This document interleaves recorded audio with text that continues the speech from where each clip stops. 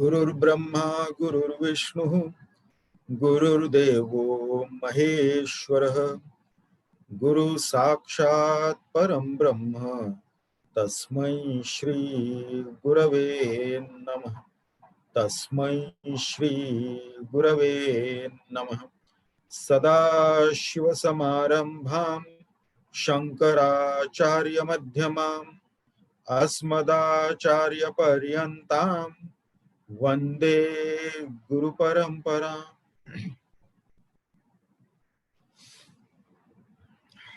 In our last session, we had come up to the shlok, 9th shlok, where Bhagwan discusses the root of the mind. Dhyas, Dhyasaho Deti Dhyastameti Lokastato Dhi Pravibhasya Eshah Dhiloka Janma Kshayadham Purnam Sadvastu Janma Kshayashunyamekam. So we had come up to here. In our last session we saw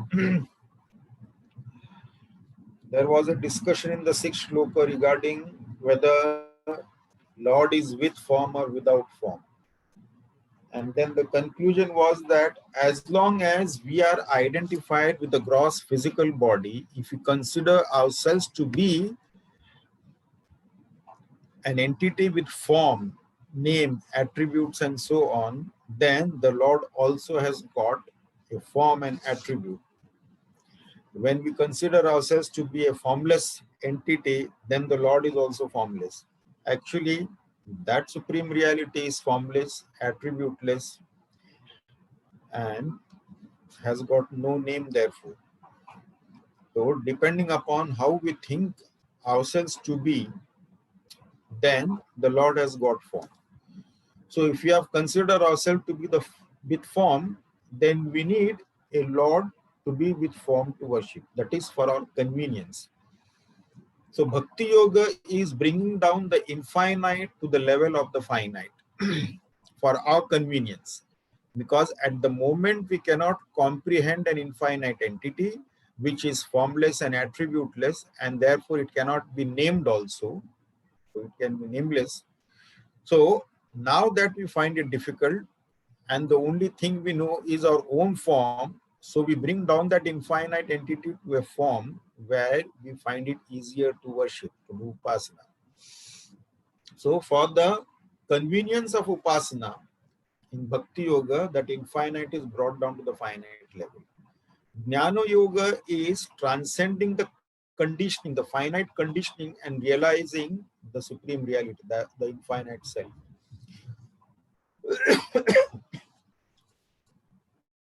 So, whether it is with form or without form, actually, two types of worship is there, Sagun Sakar and Sagun Nirakar. That supreme reality with form and attributes, and without form but with attributes. Nirgun Nirakar Upasana is not possible. That is, that supreme reality without form and attributes, that is not possible. By the time we reach that stage, we become one with that supreme reality. Then in the 7th, 8th and 9th shloka, Bhagwan discusses, he explains how we experience this world. So we experience this world through the Panchakoshas, the Annamaya Kosha, the food sheath, Pranamaya Kosha, the vital air sheath, Manomaya Kosha, the mental sheath, Vijnanamaya Kosha, the intellectual sheath, and Anandamaya Kosha, the bliss sheath. So these are the 5 koshas through which we experience this world. Now, with just one of the 5 sheaths, we cannot experience the world. To experience the world, we need all these 5 sheaths together. Dream world can be experienced without the Annamaya Kosha. The Manomaya Kosha is required there.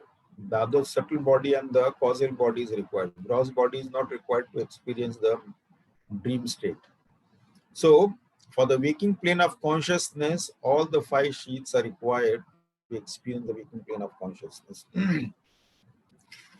So, and without the mind, we experience this world with the five sense organs, five types of world we experience. The perception is only of the objects are only in the waking plane in the dream state, not in the deep sleep state. In the waking plane of consciousness, of course, the objects are outside us. And in the dream state of consciousness, all the objects are within us. All the experiences, the events that are happening, that is all within us. Whereas in the waking plane, it is outside us. That is the only difference. So we experience this world according to these Panchakoshas. And what is this world that we experience that was given in the 8th shloka? The world that we experience is only of the five types. Because we have got five sense organs, we experience the colors and forms, the sound, smell, taste, and touch. They are the experiences we experience through the sense organs because of the five sense organs. And of course, only the five sense organs, they are not enough for us to experience this world. It has to be connected with the mind. Mind has to be enlivened by consciousness. Then only it can be experienced. So, though all the five sense organs may be functioning very well, but if our mind is not connected with those sense organs, then too there won't be the experience. So, this is how we experience the world. So, mind has to be there. Without the mind, even though the sense organs are very much there, we will not get the experience. Then in the 9th shloka, Bhagwan gets to the root of the mind. So, what is this mind? Dhiya saha udeti, dhiya saha dhiyaha astameti. Lokah tatah dhi pravibhasyesha, dhi loka janma kshaya dhama purnam, sadvastu janma kshaya shunyam ekam. So, in the 8th shloka we saw the world is mind. It is Jiva Srishti and Ishvara Srishti, the projection of the total mind, that is the total vasanas or total impressions or the tendencies, is the Ishvara Srishti, the world around us. And the projection of the individual mind is the Jiva Srishti. Dream world is totally Jiva Srishti. Waking world is the Ishvara Srishti. Within the waking world also we project our Jiva Srishti according to our own likes and dislikes, individual likes and dislikes. One individual may like A and dislike B. Another individual may like B and dislike A. So they are their individual Jiva Srishti. These likes and dislikes are not there in the Ishvara Srishti. And accordingly, we enjoy or suffer this world. Now, here in the 9th shloka, the root of the mind. Mind is the flow of thought. And there are many types of thought. But if we analyze further, that is the aham vritti is there, the I thought is there. After the I thought, the idam vritti. All the other thoughts are this thought. So without the I thought, there cannot be this thought. So I thought has to illumine all other thoughts. So I has to be there in all the experiences. They are illumined because I thought is endowed with the reflected consciousness. So therefore it has got the capacity to illumine all other thoughts.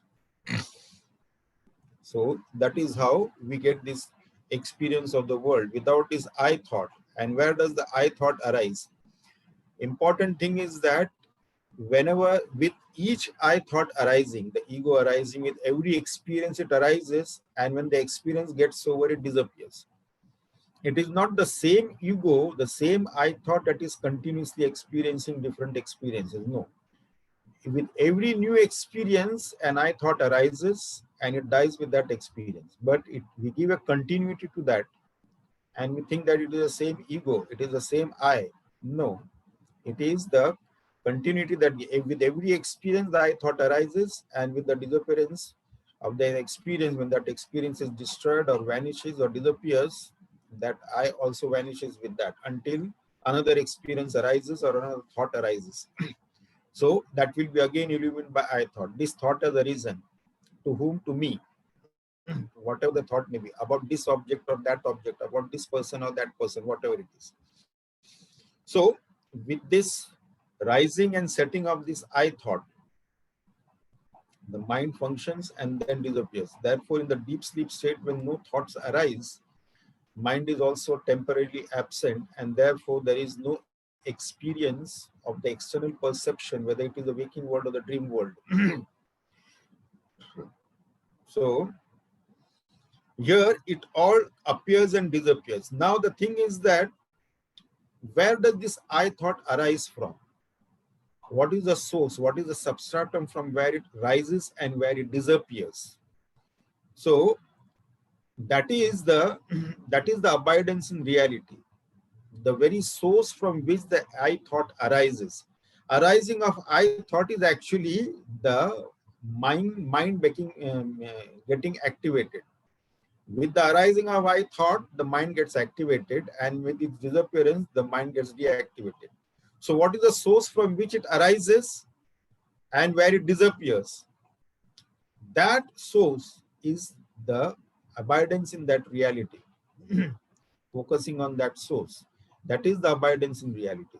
The source or that substratum, that is without any birth or death, without any decay, it is eternal. So there is no birth or death for that. And that substratum we have to continuously focus upon. Now, how to focus upon this? One simple sadhana that is given is the japa sadhana. We discussed in our last session also. In the japa sadhana, of course, we either chant the mantra, Guru mantra, if you have taken mantra diksha, or we chant the Lord's name. That is how we start. But that is not the purpose of this japa sadhana. Japa sadhana, ultimately, the purpose is to observe the sandhi kala, or the gap between two names or two mantras. So, and that gap we have to slowly expand where there is no thought eruption. So, that gap is the substratum or the source from which the thought arises and disappears. And that is the reality, that is the substratum, that is what our real self is. So, focus is on that. So, that is how we get to it. So, what is the root of the mind? In this shloka, Bhagwan discusses what is the root of the mind. So the root of the mind is that substratum from where the I thought arises and disappears. And then when we are doing the japa sadhana, we observe this sandhi kala where no thoughts arise. When we chant Om Namah Shivaya, before chanting the next Om Namah Shivaya, observe the gap where no thoughts arise. Even the thought that now my mind is thought with, that also is a thought. As soon as the thought arises, now we use the mantra to cut off the thought. And then again go into silence, observe the gap, observe the sandhi kala. So where the absence of thought is there. As long, maybe it will last for a fraction of a second in the initial stages, and then we can slowly increase that gap. When we are observing that gap, we are one with that substratum, that is within that substratum only. That is from where that is the root of the mind from where it erupts in the form of I thought. So this is the source of it. We have got several ways of doing this kind of meditation. Sound manifests from silence and then gets merged into silence, gets back into silence. It goes into silence. It merges from silence and goes back into silence. Waves on the surface of the ocean emerges from the ocean, water, and then merges back into water. If we close our eyes and observe the ocean with the waves on that and slowly imagine that the waves are calming down, and then all the waves suddenly stop and becomes one sheet of water. That's it. Plain sheet of water with no ripples also on that. So similarly, where there are no thought eruptions, there are no wave eruptions on the surface of the water. So that is the root of the mind. Now, if the inquiry is the direct path to Sad-darshan, what is the relevance of the spiritual practices like puja, japa, etc.? The verse explains now.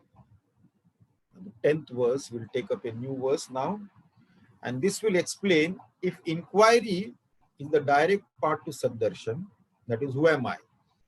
Through that inquiry and investigation into that will give us That is the direct path to Saddarshan, or the vision of the truth or reality. Then what place does this puja, japa, etc. have? So this is what generally the sadhaka have doubt about. In 10th shloka, bhavantu sadarshana sadhanani parasya nama krutibhi saparya sadvastuni prapta tadatma bhava nishtaiva sadarshanamityavehi.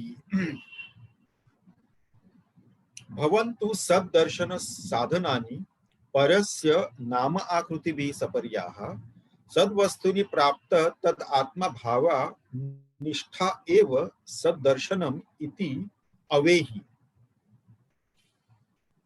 So now परस्य नाम आकृतिभिः सपर्या सद्दर्शन साधनानि भवन्तु. Let the worship of the names and forms of the Supreme be means to the vision of truth. सद्वस्तुनि निष्ठा प्राप्त तद भावा एव सद्दर्शनम इति अवेहि. Avehi means know that abidance in the reality, where the understanding that it is me, Atma Bhava Eva, it is me, is obtained alone, Eva, alone, as the vision of truth. So that is to be understood as the vision of truth. So Sadvastuni Prapta Tad Atma Bhava, that alone I am, Nishtha Eva, Saddarshanam Iti Avehi. Now, first we need to have this sadhana sadhya viveka. What is this sadhana sadhya viveka? Discrimination between sadhana or sadhana or sadhana. Sadhana is the means. Sadhya is what we have to attain. Sadhya is the goal or the what we have to attain. So now, many times people mistake this sadhana itself as the goal. That is when all the problem starts. So sadhana should not be taken as the goal. It is only the means. For example, money is the means. Money can never be the goal. Money is the means. And with the money, what we do is that then with the money we buy objects of pleasure. Again, objects of pleasure is also not the goal. It is again the means. What is the goal? The goal is happiness. So money is the means. With the money, I buy the objects of pleasure. Again, objects of pleasure is again the means, not goal. The goal, ultimate goal is happiness. If instead of happiness being the goal, if money and accumulating money and collecting objects I make as the goal, then I'll be far from happiness. So many people in this world are obsessed with accumulating money and collecting objects without even having time or the health or the physical or mental fitness to enjoy it and derive some kind of pleasure, at least some kind of pleasure of worldly happiness. That is also not there. So this should not be, the means should not be taken as the goal. Then we'll be far away from happiness. And people, when the means becomes the goal, they will do anything to get at it. There was a very young girl, a 20-year-old girl, married a 100-year-old man. So one of her batchmate from college, he asked her, what did you see in this old 100-year-old man that you married him? So she told him, not one but two things I saw in him. What are they? एक तो उसका income, दूसरा उसके दिन कम. So you see, when the means becomes the goal, this is what happens. Happiness is not, somehow I have to get the money, that's it. So the focus should be very clear. And what is the sadhana in Adhyatma for? Sadhana is for two purposes. It serves two purposes, whatever the sadhana is, the means. One is purification of the inner equipment, purification of the mind or purification of the antakarana or the inner equipment. This is the one goal of sadhana. So that is the purpose of sadhana. And second purpose of sadhana is to make our mind single pointed. So that the mind is not disturbed. Making the mind single pointed means keeping the mind quiet as much as possible. At any given time, our mind is not quiet. It is disturbed, agitated, restless, and so on. To make the mind quiet, single pointed, and to purify the mind. So these are the two purposes for the sadhana. By doing the sadhana, different types of sadhana, we don't realize the self. Realization of the self, because even for inquiry, if we have to do the inquiry into who am I, for that also mind has to be single pointed, isn't it? Forget about the scriptural study. Even mundane academic studies, somebody who is in his board exams or appearing for university exams or undergrad or masters, and he is studying subjects, and some are very complicated subjects, he has to have the focus on the studies. His mind should be single pointed. Without that, he cannot study. If his mind is scattered here and there, he cannot study. Forget about the spiritual studies. That is not possible. So the purpose of sadhana in the spiritual life is to make the antakaran shuddha.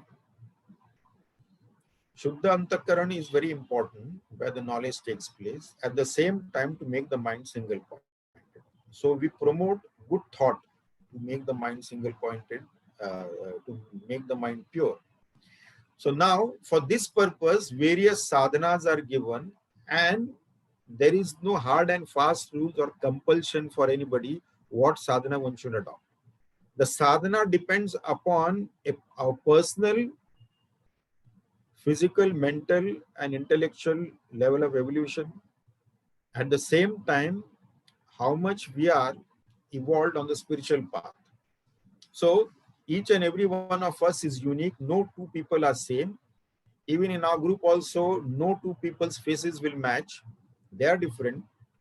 Physically, though we may appear having two eyes and 2 ears and 2 arms and legs and all those things, that's fine. But at least internally, there are physiological things which are not similar, and therefore all of us will not suffer from same diseases also.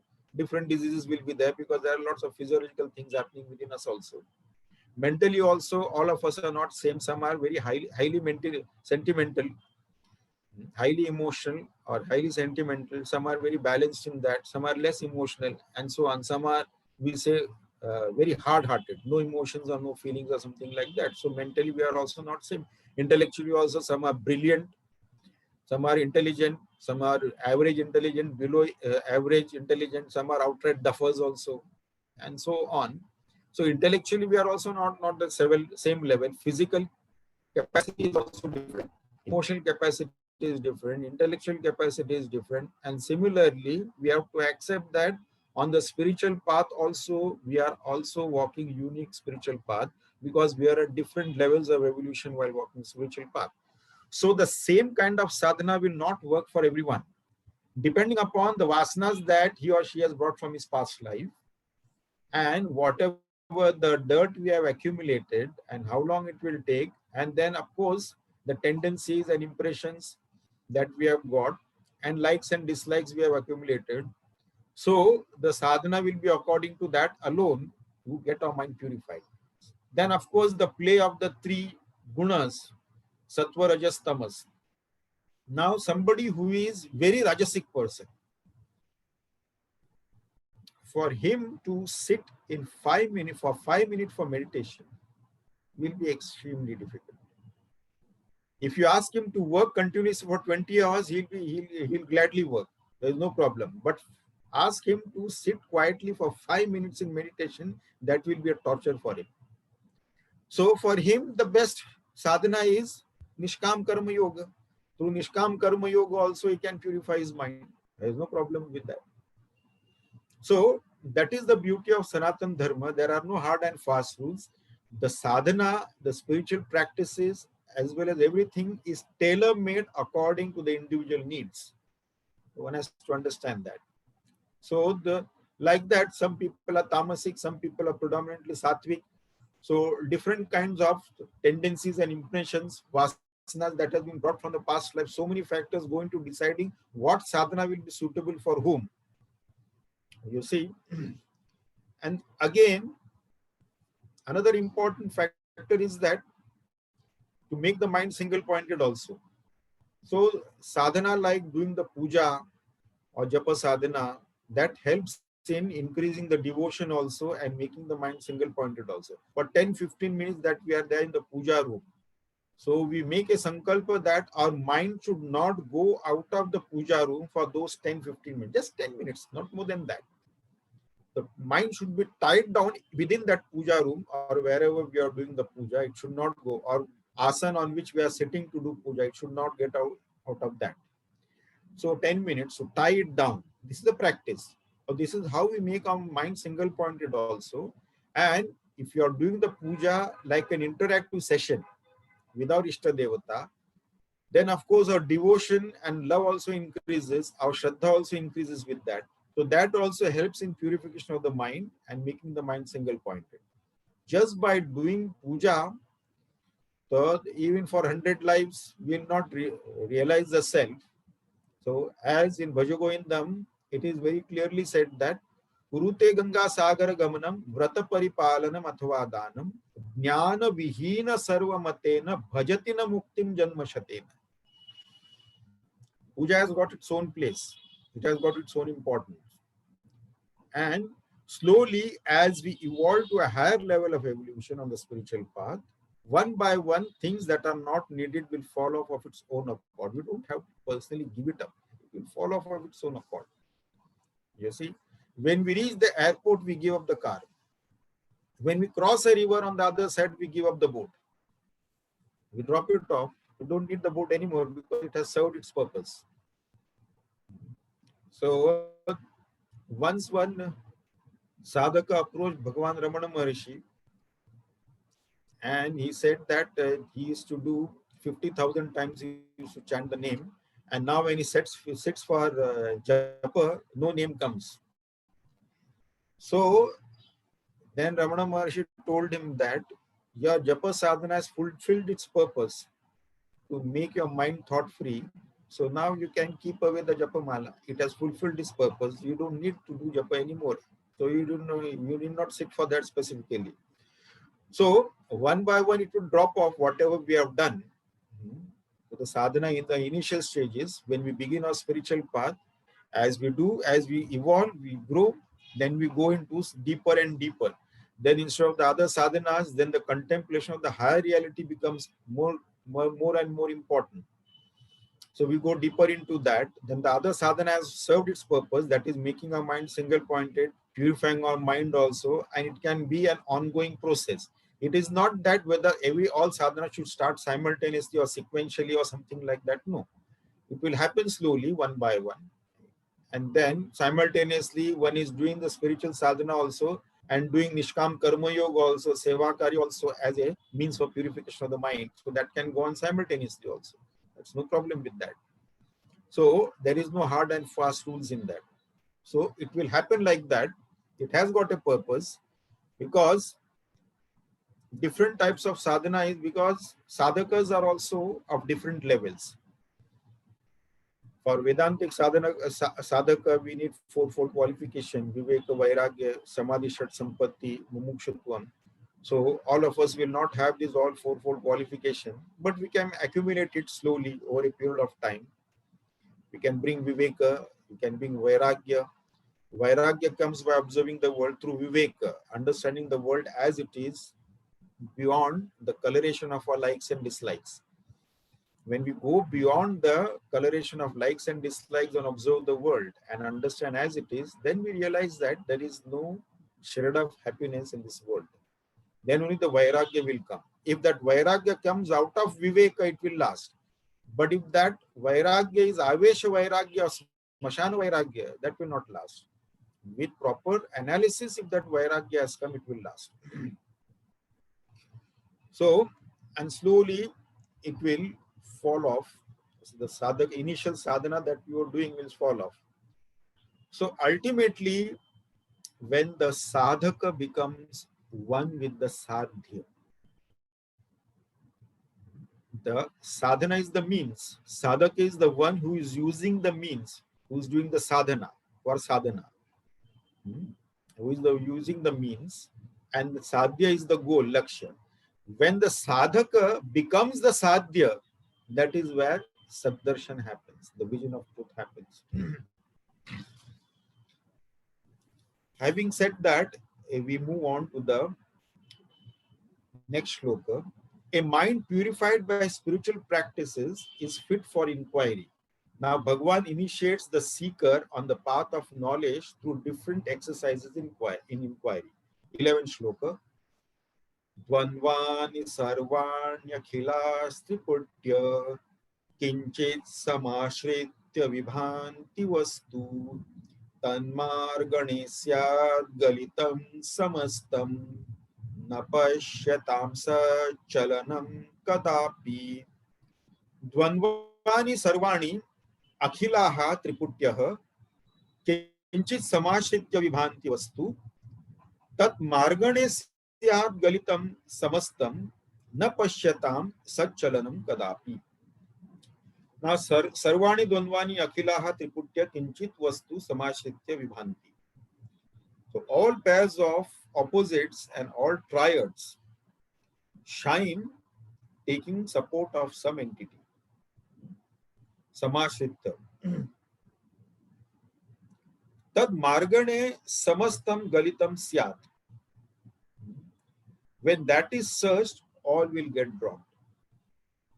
Then sat pashyatam na chalanam kadapi.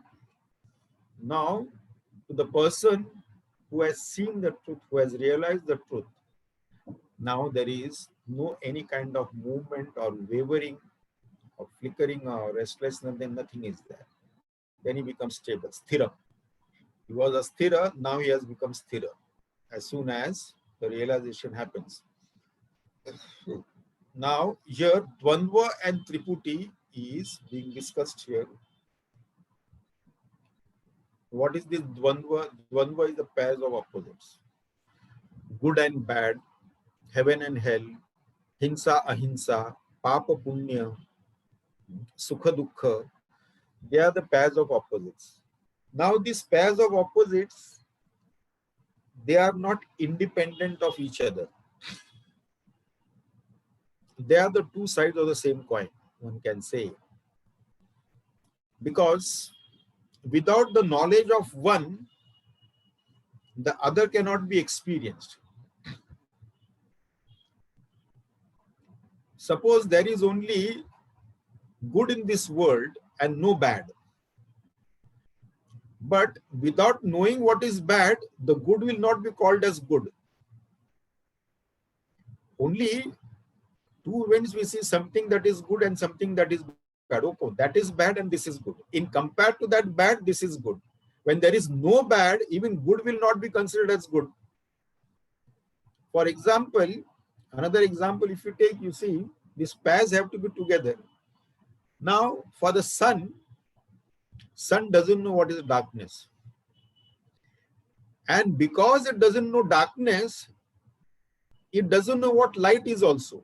Though its own swarupa is that of light, prakashmaya, but it doesn't know that that is light, because light will be light in comparison to darkness only. His own swarupa is light, but that he doesn't know. So, and he doesn't know darkness also, he doesn't know light also. So these are the pairs of opposites which are interdependent on each other, and without the other, this one cannot be known. This is how the pairs of opposites are.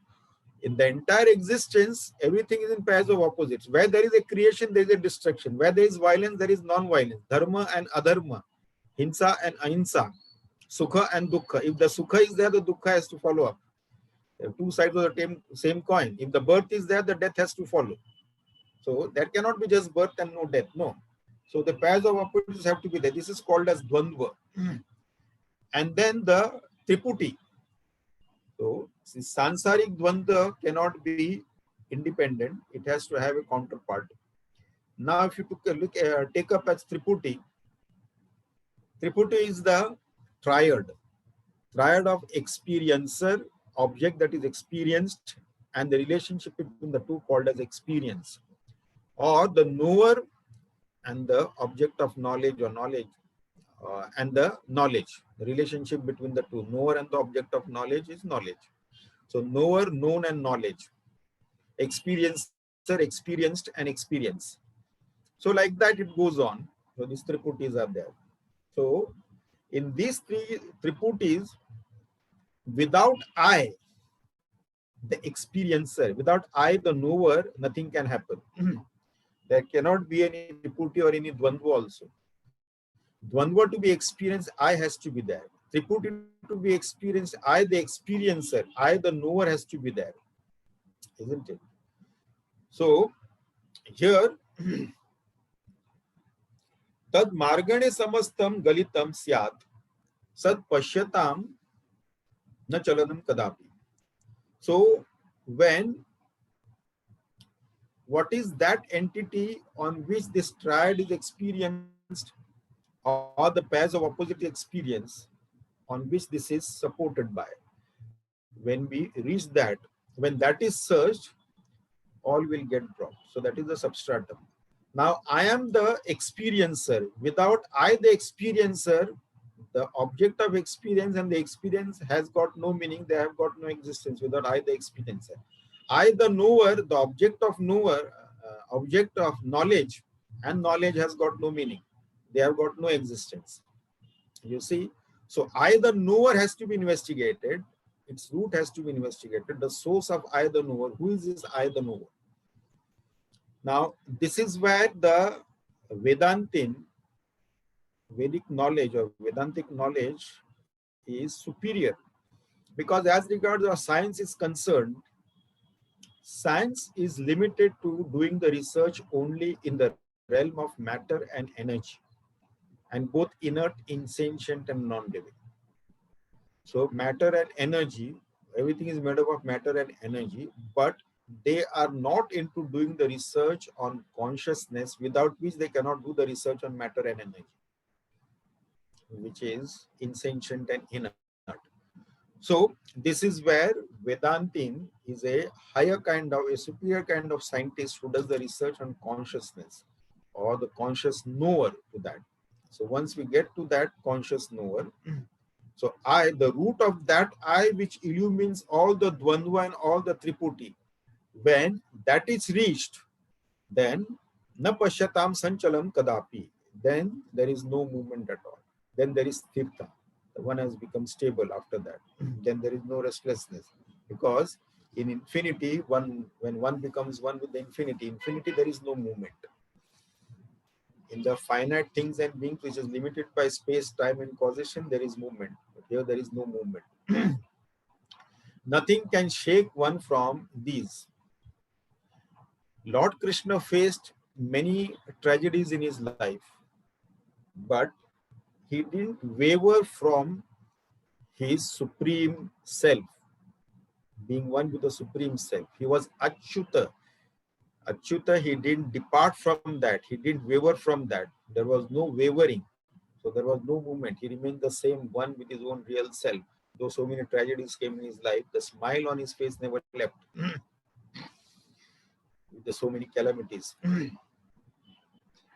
Now, we have seen that earlier the wheat used to be ground at home between that grinding stone. And the wheat that comes in between the grinding stone will get ground properly. But the wheat that comes in the center, which will be saved. So similarly, when we are one with the Supreme, then we are saved from all the calamities of the day-to-day sansaric life. Then it doesn't matter to us, because we are one with that.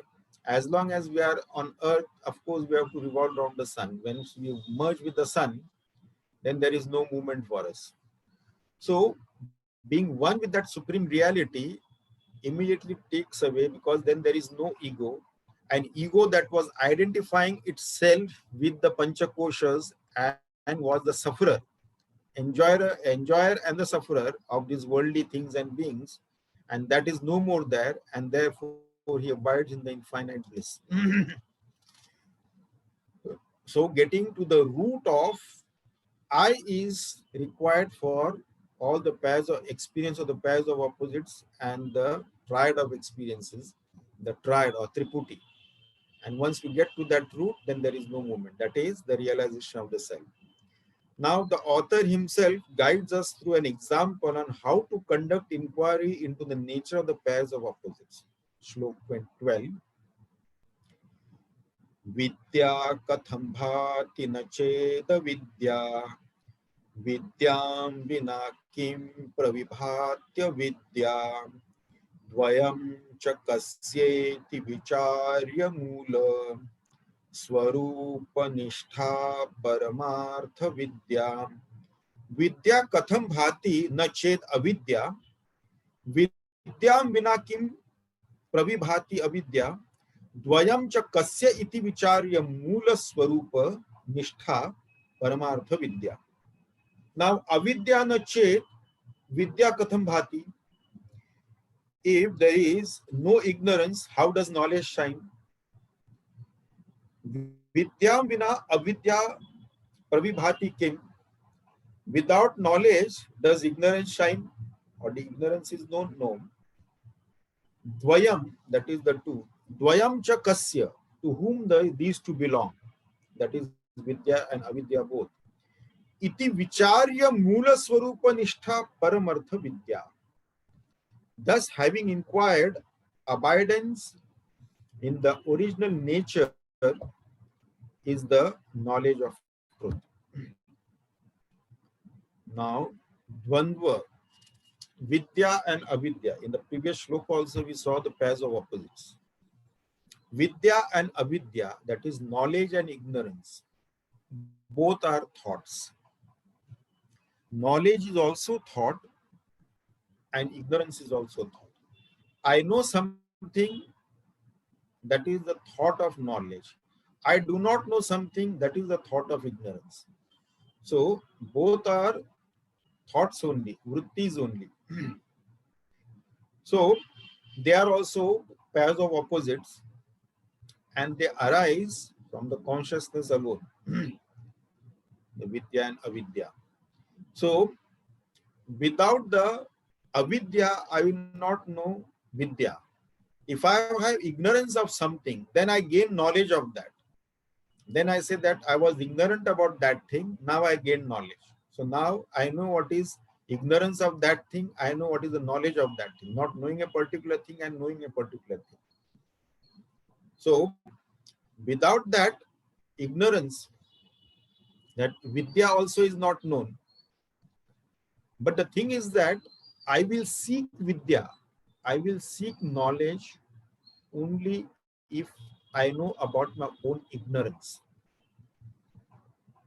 Now, this is very important. I will seek knowledge only if I am fully aware of my ignorance. At least we should be, as a spiritual seeker, as a Vedantin, we should be very clear. We should have no doubts about this. I know that I don't know. That should be very clear in our mind. I know that I don't know. That is the first step in gaining knowledge. Illusion of vidya is the worst thing that one can have. It is worse than ignorance. If I say I don't know something, I am ignorant, and I accept that I am ignorant, I do not know, that is fine. Then at least I'll do something to gain knowledge of that thing which I do not know. But if I have illusion of knowledge, then what happens? Then no one can save me. Then I'm doomed. Then I land in trouble. Like the priest, there was a Catholic priest and it was his birthday. And then all the children, they got a gift for him. And one by one, they were presenting the gift. And this priest, he thought that he knows everything. He is very clever. So he was guessing who has brought what gift. So Mary presented him with a gift. So he said that, let me guess what it is. Well, Mary has got for me a fine piece of wool. So Mary asked, Father, how did you know? Father knows, Father knows everything because Mary's father owned a woolen shop where he sold all sorts of woolen goods. So obviously, what gift she can bring? Something made of wool. So this is how it went. And then Peter presented him with a gift. Let me guess what he has brought. So now Peter's father owned a bookshop. So then the priest said that the father said that, oh, he must have, Peter has got for me a good book. How did you know, Father? Father always knows. And then John presented. So many children presented one by one gift. And I can't hear anything. Can't hear anything? Well, my mic is on, my video is on. No, Everybody it's all audible. Auntie, your bandwidth must be having a problem or something. Everybody is able to hear. Okay. No, I can't. Maybe some problem. So then just insert the pin back for the headphones. Or log out and re-enter. You log out and re-enter, Auntie. Okay. So, has she logged out and re-entered? No. I can hear you now. I can hear you now. Okay. So this priest was guessing everybody's gift. Finally, John presented his gift. Now, John's father owned a wine shop. So what gift could John bring? So the priest guessed. Let me guess it, John, what you must have got. It must be a bottle of fine wine. So John immediately said that no. Then the priest thought that maybe some other kind of alcohol, different types of alcohol, and the priest started taking the different names of different alcohol. And every time John told him that it is not what you have guessed. Finally, the package started leaking. So when it started leaking, the priest thought, let me taste it. So he tasted a little bit and still he couldn't figure out. Finally, he gave up. Okay, John, you tell me what you have got for me. Then John said, it's a puppy. So what happens is that when there is an illusion of knowledge, we land in trouble like this. When we think ourselves know and we know everything, then this is what happens. The calamity is there. So, knowing that I do not know, I have the knowledge of my ignorance is good, because when I know that I do not know, I will try to get the knowledge of that thing. But if I have an illusion of knowledge, that is where I will suffer. Then avidya is, of course, ignorance is anadi, beginningless, but it is not ananta, because with knowledge, ignorance disappears. Though knowledge may not be beginningless, but it ends. But once we attain it, that is eternal. Knowledge is eternal. It may not be beginningless, but once our ignorance goes, it is eternal. Unlike ignorance is not eternal. It is only beginningless. But as soon as we gain the knowledge, that ignorance is gone for good. So now, who is a jnani and who is an ajnani? Because jnana and ajnana, ignorance and knowledge, the one who is knowledgeable and one who is ignorant, both are only thoughts. I may have a knowledge of something which another person doesn't have. So that person is ignorant for the knowledge which I have. So I am knowledgeable compared to him. But another person may have more knowledge than what I have. So compared to that person, I am less knowledgeable. Or that person will know of a subject which I do not know. So I am totally ignorant about that subject compared to him. So though I may have knowledge of some other subject, but the subject, he may have the knowledge of the subject which I know. At the same time, he has additional knowledge of some other subject which I do not know. So compared to him, I become ignorant for that particular subject. So this is only comparative state. That is, in this worldly knowledge, some people may be ignorant about some knowledge, some subject. Some people may be having knowledge of some subject, but nobody has got all the knowledge of all the subjects. So compared to someone, we may be ignorant of something, we may be knowledgeable about something, but nobody is totally knowing everything. That is not possible because there are so many subjects and it is impossible for one single person to have knowledge about each and every subject in his existence. It is simply not possible. So, but the important thing to know is that knowledge and ignorance both are thought based. And what is the real knowledge? Real knowledge is thought free. It is beyond knowledge and ignorance. Thought based knowledge and ignorance is the real knowledge, which is actually thought free, objectless awareness. So that is the real knowledge. So that is beyond the vidya and avidya, ignorance and knowledge. That is pure awareness, which is thought-free and objectless. It is not awareness of something. It is not thought-based knowledge. Like when we observe the sandhi kala while doing the japa, it is thought-free. Or suddenly for no reason our mind becomes blank, maybe for a fraction of a second, or a second or two, something like that.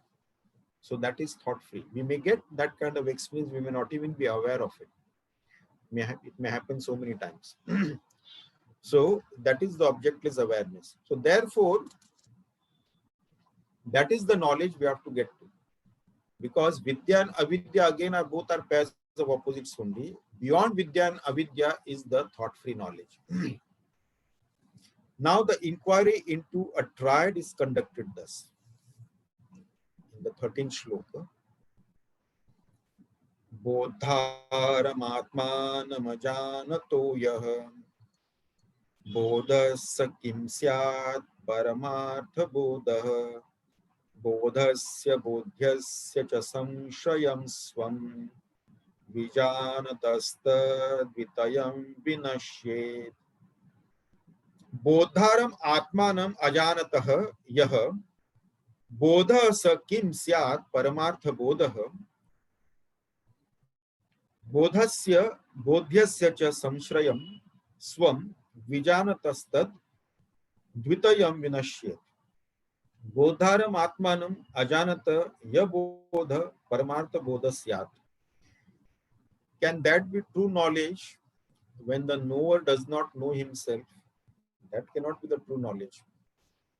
Bodhasya bodhyasya cha samshrayam swayam vijanata tad dvitiyam vinashyet.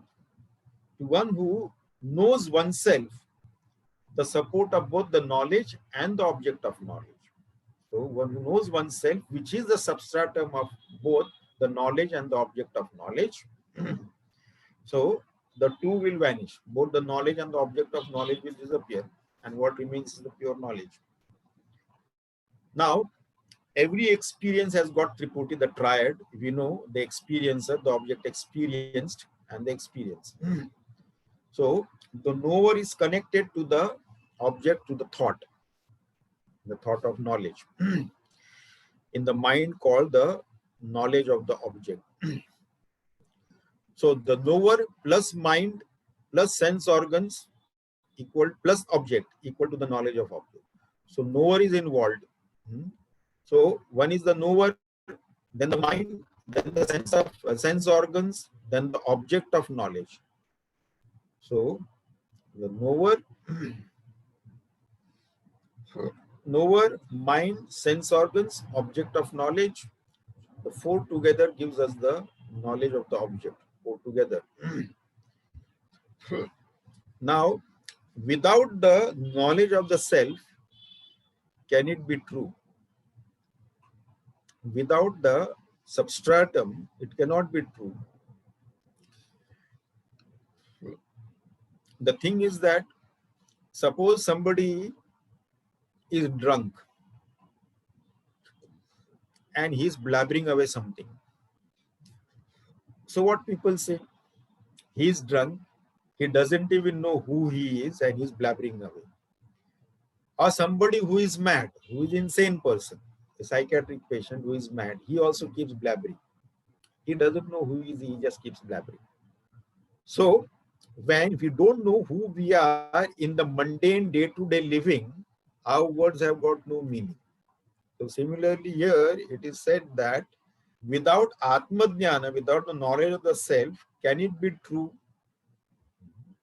So the knower, the mind, the sense organs, the object of knowledge equal to the knowledge of object.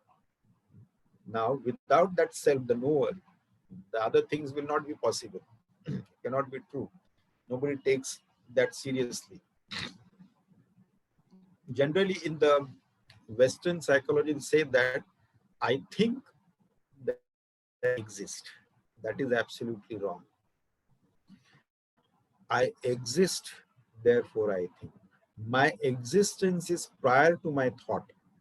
Thought comes later, existence comes first. So I exist, therefore I think. It is not the other way around. I think, therefore I exist. That is absolutely wrong. I do not think in my deep sleep state. Does it mean that I don't exist there? No, that is absolutely wrong.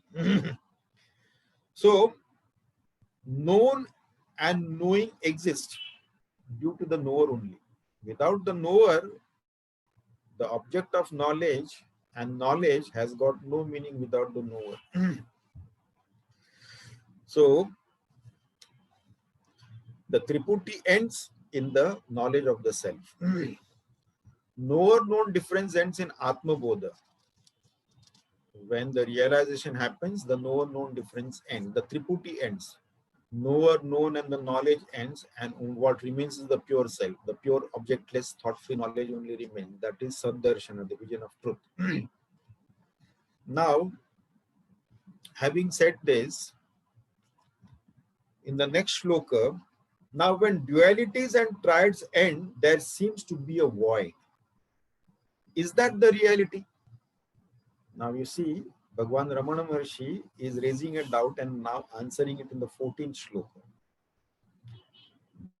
So when the duality and triad ends, what remains then? There is a void. Is that the reality? Nidra na vidya grahanam na vidya granati kinchan na yathartha bodhe nidra padartha grahane tarasyat chideva vidya vilasantya shunya. Nidra na vidya grahanam na vidya गृह्णाति किंचित न यथार्थ बोधे निद्रा पदार्थ ग्रहणे तरास्यात् चिद एव विद्या विलसन्ति अशून्या. निद्रा न विद्या ग्रहणम न विद्या. Sleep is not knowledge. Grahanam na vidya, perception of the object is also not knowledge. Yatha arthabodhe kinchit na grannati. In the knowledge as it is, one does not hold anything. Vidya nidra padartha grahana itara syat. True knowledge is other than sleep and perception of objects. Chid eva vilasanti ashunya. It is awareness alone that shines and not a void, not voidness or emptiness. So, means of experience is not used in the Shushupti Avastha, the deep sleep state. Means of experience is what? Mind and the sense organs. They are the means of experience. Sense organs and organs of action. They are the means of experience that is not used in the deep sleep state. That is used in the waking plane of consciousness for all that. And the dream state, the mind is active. So there also the mind is used. And therefore we have experience of the dream and the deep sleep state, the waking state. But these perceptions are absent in the deep sleep state. They are not there in the deep sleep state. So no object is perceived. Object is perceived only in the waking plane and the dream state. That's all. So perceptional object, though it is in the Jagrat and the Swapna Avastha only. So it is good for in the Jagrat Avastha for day-to-day dealings. It is good for Vyavahara. So that is good that we have the perception of objects outside us for the day-to-day dealing with the outside world. In the waking plane of consciousness, of course, we see the objects outside ourselves, and the dream state of consciousness, we see it within us. And in the deep sleep state, of course, there is no perception of any objects at all. So, of course, the perception of objects in the waking plane and the dream state cannot give us true happiness. Then we go into the deep sleep state where there is no perception of any objects. And yet, though it is full ignorance, we enjoy it, deep sleep state, and we say that I slept well, I enjoyed it, I didn't know anything. So, But the thing is that whether it is waking, dream, or deep sleep state, the pure self, is the substratum of all these three experiences. In the waking plane, in the dream state, as well in the deep sleep state, I, the pure self, am present. And therefore, I have the memory of my deep sleep experience. So I am present, but to me, that I which is present in all the three planes of consciousness is unknown to me now. That I have no idea about. I know about the ego that is identified with the body and the subtle body, gross body and the subtle body, which is absent in the deep sleep state. And therefore, I have no knowledge about that self which is present in the deep sleep state. So that remains unknown. So we are asleep in ignorance. And actually, even when we move in the waking world, achieving so many things, success and everything in the waking world, it is like sleepwalking, because not knowing who we are. You see, like in the dream state. In the dream state, we dream and we forget actually who we are in reality, and we identify with one of the character in the dream, and whatever is happening to that character, it is as if happening to us. So it is in ignorance that is happening there. Similarly, the waking plane also, we are achieving so many things in this world without knowing who we are in reality. It is kind of sleepwalking. So this is what happens. So realizing, the realizer, one who realizes the truth, one who has realized his own self, when he walks in the world, he walks with full awareness of who he is. He is not sleepwalking in this world. So having known his self, which is other than the three states of consciousness, and it is not void, it is not shunyata. Now, there is a argument put forth by some schools of philosophy in Buddhism, that shunyata or voidness is the absolute truth. And when you ask them what is this voidness, where there is nothing. You see, now of course, Lord Buddha did mention about shunyata. But what he mentioned is shunyata in what context is they are not aware of. He mentioned shunyata in the context of dualities and triputis, where all the dualities and dualism and triputis become zero. That is the absolute truth. That is what he meant. Okay, it is not the mathematical zero. In the number line also, if you look at it, 0 is the central number, and then on the right side we have 1, 2, 3, 4, 5, 6, and on the left side we have -1, -2, -3, and all that. So instead of saying Ekameva Advitiya, by saying Eka, 1, then there will be -1 opposite to that. By saying 0, there is no such thing as -0. So it is, so where all the dualities and pairs of opposites and triads end in 0, where they become shunya or 0, that is the absolute truth. That doesn't mean that it is mathematical 0 or it is complete emptiness or voidness. So that is not there. The million-dollar question is, if they argue that this is mathematical 0, that is absolutely nothing there, that is the absolute truth. Who knew this absolute truth called the complete void or emptiness? There has to be a knower to this emptiness, this voidness. And if you say that it is a mathematical 0, who knew that? Because the presence of that knower of that mathematical 0 has to be there. So it is basically the voidness, emptiness of all dualities and the pairs of opposites and triads and triputis and all that thing. But it is paripurna. It is infinite, it is paripurna, not emptiness. So when all the dvandvas and triputis end, we go beyond the limitations of space, time, and causation. And that is called as purnata, not shunyata. That is infinite, purnata, not shunyata. And that is saddarshan. See? So we have to be very careful when you are using the shunyata, in what context it is used. Because in everything, the knower cannot be avoided. When the knower comes, then you cannot talk about a mathematical zero there.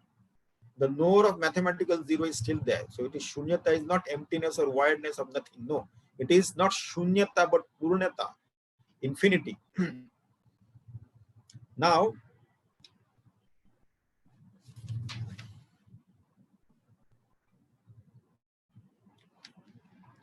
the relation between the knowledge principle, that is chit, and the knowledge of objects is shown in the next verse, 15.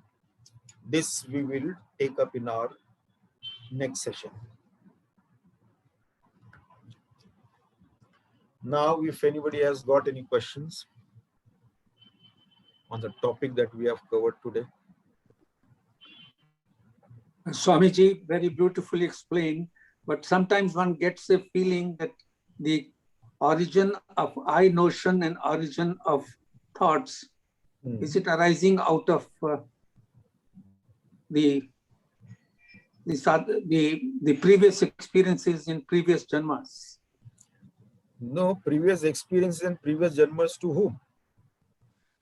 Because the vasanas are still awake. Vasanas are there for whom?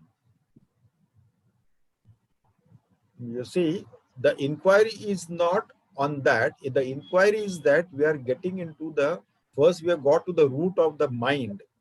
Then we are getting into the root of the mind is the self.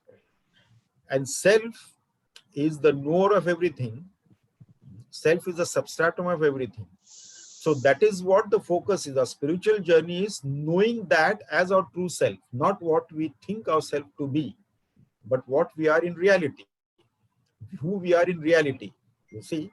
So that is where we have to go, and that is, it is a perfect scientific investigation. Scientific investigation in the phenomena, the scientist studies the world of phenomena, he studies the matter and energy.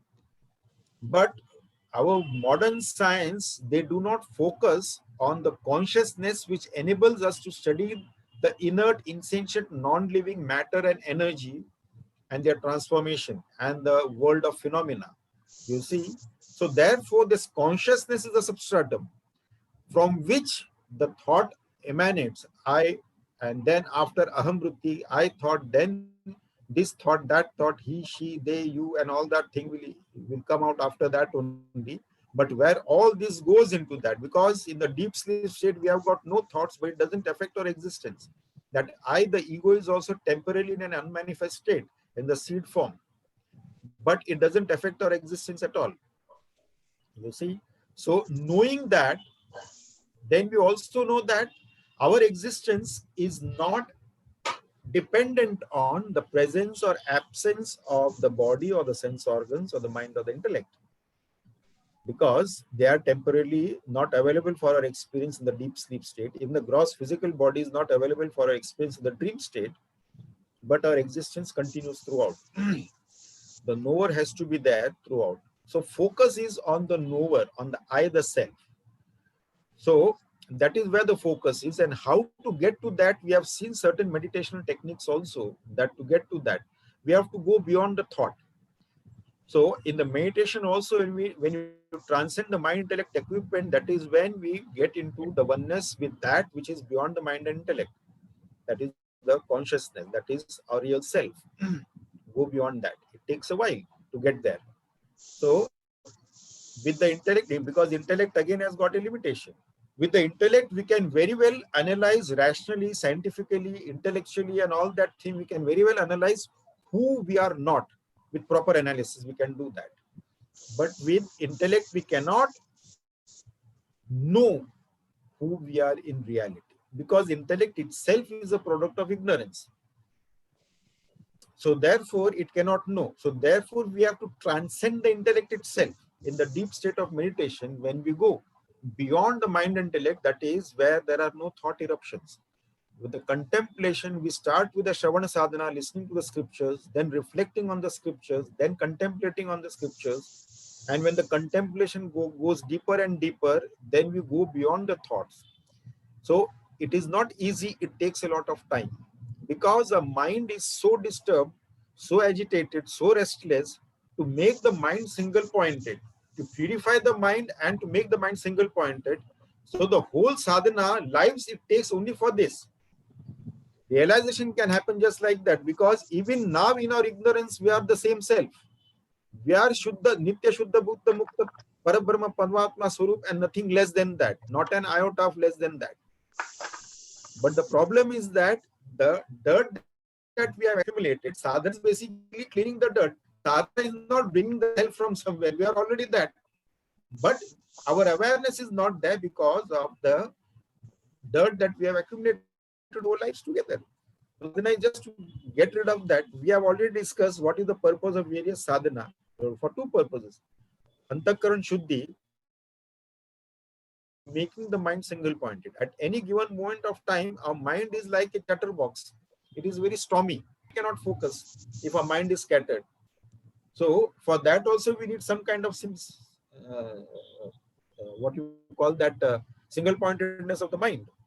So therefore, to get to that point, the tracing of the thought, tracing of the mind from where it emanated, the root. So the thought has emanated in the mind intellect equipment, from where the mind has come. What is the substratum of that? You are slowly getting to the root to that. And that is conscious. If even to call it as consciousness is also actually wrong. We cannot give it a name also. But we can say that it is pure awareness, pure thought-free objectless awareness, we can say. We can add to that, because that which is beyond the limitations of time, space, and causation, and it is formless, attributeless, so it cannot have a name also to what to call it. But it is a slow process, it will happen. Do not worry about that. Any other question? Thank you very much, Swamiji. Yes. Swamiji, yes. Today you have taught us how to commit suicide. No, I'm really telling you, Swamiji, and today we how to commit suicide in a very smart way, simply recognize your I notion and annihilate at any cost. Right. Not any cost, but by making an inquiry on the lines of the Bhagwan Ramana Maharshi has taught. But this is nothing less than a suicide. Yeah, one can call it as a suicide, but this suicide is of different type. This suicide is not killing the body, but killing the ego. And killing the body is very easy. Killing the ego is very difficult. We are all the time, we are talking about the God, self-realization, all. So it is impossible if I don't kill my I notion, Swamiji.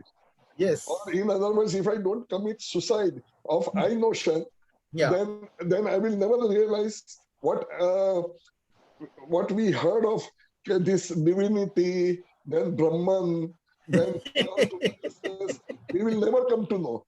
As you said, for last so many births, we are walking in the sleep. We are sleepwalking actually. Without knowing our own self, we are sleepwalking, isn't it? And at the same time, dream also, we are dreaming the world. In the dream world, we identify with one of the characters, and then we go about it. We are not even aware of ourselves. Only when we wake up, I was unnecessarily got carried away. I didn't know that was just a dream. You see? So in the waking world also, without knowing who we are in reality, we are sleepwalking around. All of us are, except the ones who have realized the self.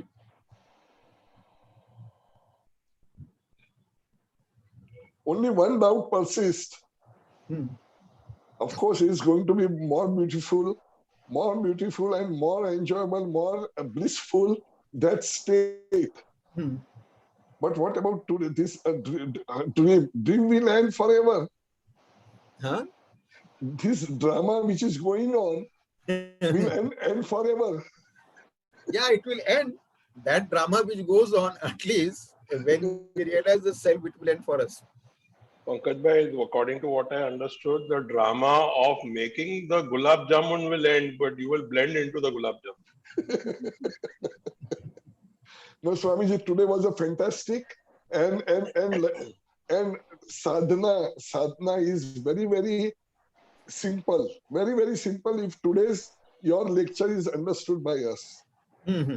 Yeah, you can listen to it again and again. If something which you have not understood, you can always ask. So we can get a clarification on that also. As Bhagwan will take us through different sadhana. Okay, as we progress in this text, he will take us through different sadhana. So we'll have a better understanding one by one. Yes, sir. Any question from anybody else? Swamiji, Sairam, Yes. I have a question. Like you said, in the dream state, like we said, in the dream state, we are going about believing that we have made particular decisions, that we have, are trying to do something in the dream state to, achieve something or something like that. And when we wake up, we realize that it was nothing. I mean, we were helpless. We couldn't do anything. It just happened. So if we compare that to the living state, are we really making decisions here also, or is it just happening? You see, tell me something. As a dreamer in the dream world, do you suspect even for a moment that it is a dream? No. Yeah. It is as real to you as the waking world is real to us when we are a waker, isn't it? Right. In the dream, only when we wake up, we call it, oh, it was just a dream. I just got carried away. Right. Okay? But not as a dreamer in the dream world. We don't suspect it one moment that it is just a dream. I should not take things seriously, even if a tiger is chasing me. That's it. No. Right. Similarly, in the waking world also, the experiences that is happening to us, we take seriously. We do not doubt this.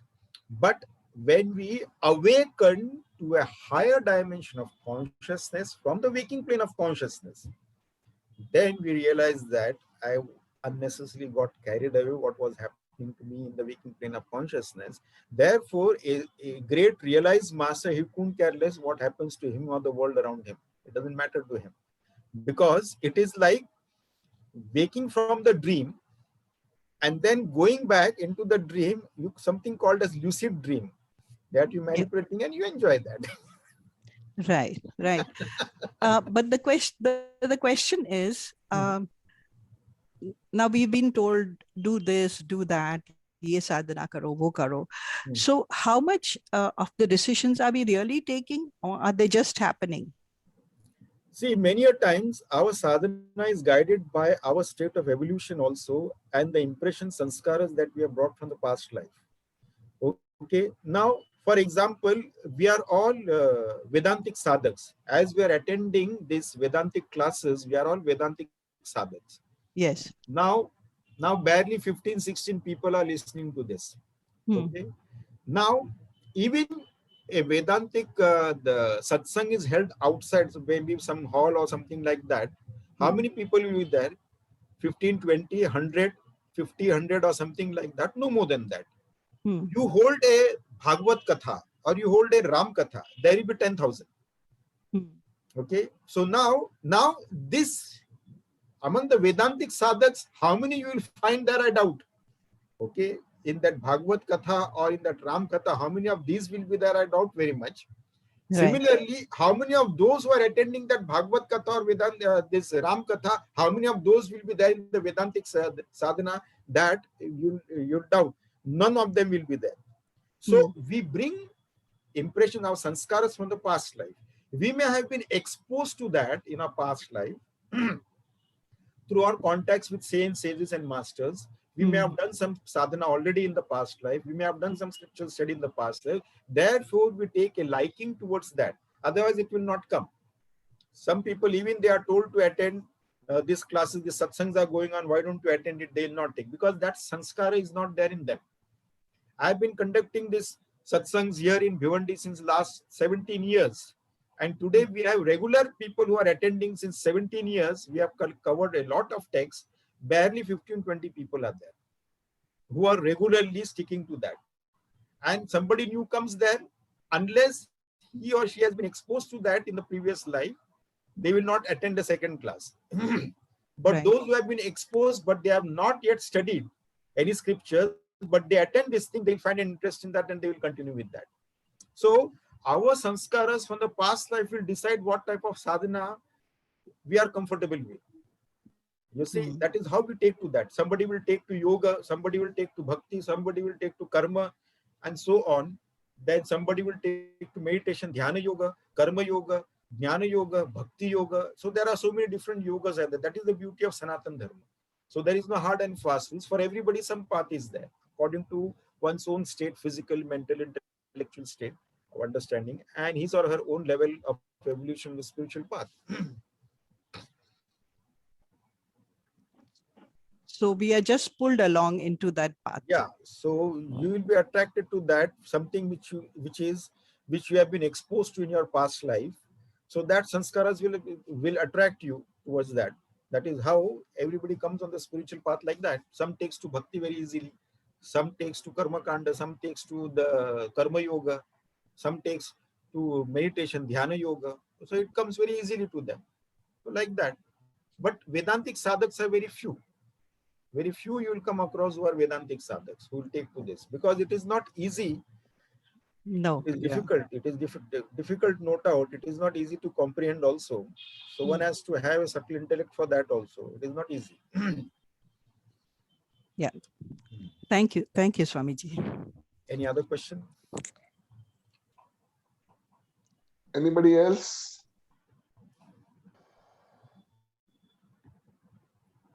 Swamiji, I think we'll do Shanti part. Okay. But I wish to Swamiji, thank you for today's session. All His grace. Yeah. I am not speaking. He is speaking. Yeah. What do I know? Okay. Shanti part. We'll do the Shanti part. Yeah, yeah.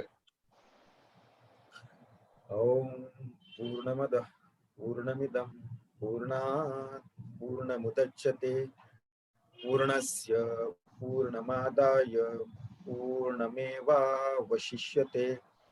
Om Shanti Shanti Shanti. Hari Om Shri Gurubhyo Namah.